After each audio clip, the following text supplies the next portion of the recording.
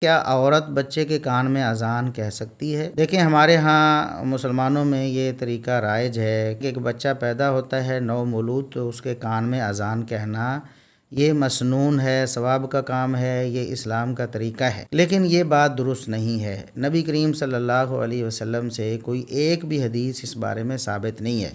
جامع ترمذی میں جو روایت ہے سیدنا حسن رضی اللہ عنہ کے کان میں، یا دیگر روایات میں حسین رضی اللہ عنہ کے بھی کان میں اذان دینے کی بات، تو ایسا کچھ بھی رسول اکرم صلی اللہ علیہ وسلم سے ثابت نہیں ہے۔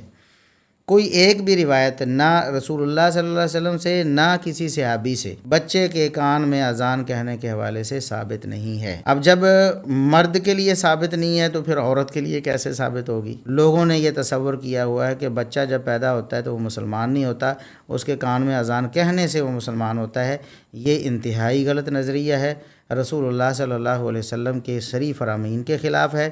آپ صلی اللہ علیہ وسلم نے ارشاد فرمایا کہ بچہ جب پیدا ہوتا ہے وہ فطرت اسلام پہ پیدا ہوتا ہے، بعد میں ماحول میں والدین اس کو، اگر نصرانی ہیں تو اس کو نصرانی بناتے ہیں، یہودی ہیں تو اس کو یہودی بناتے ہیں، مجوسی ہیں تو اس کو مجوسی بناتے ہیں، لیکن بچہ جب پیدا ہوتا ہے تو فطرت اسلام پہ پیدا ہوتا ہے۔ لہٰذا یہ نظریہ بھی غلط ہے کہ بچہ مسلمان ہوتا ہے کان میں اذان کہنے کے بعد۔